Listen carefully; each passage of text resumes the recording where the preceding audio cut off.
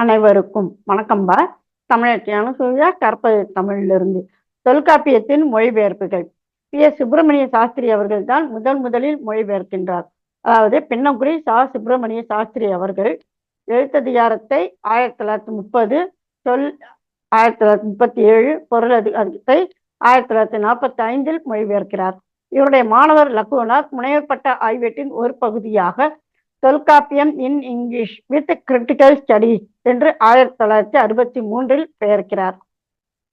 ஆசியவியல் நிறுவன பேராசிரியர் வி. முருகன் நேருக்கு நேர் மொழிபெயர்ப்பாக 2000 மணவாளன் பொருளதிகாரம், எஸ். வரதராஜ ஐயர் பொருளதிகாரம் 2 பகுதிகளாக 1948, ஆல்பர்ட் எழுத்து சொல் மட்டும் 1985, கமில் கொலபில் உலக தமிழ் ஆராய்ச்சி நிறுவனத்தின் தமிழ் ஆய்வு இதழ்களில் எழுத்ததிகாரத்தை 1972 தொடங்கி 1974 முடிக்கிறார்.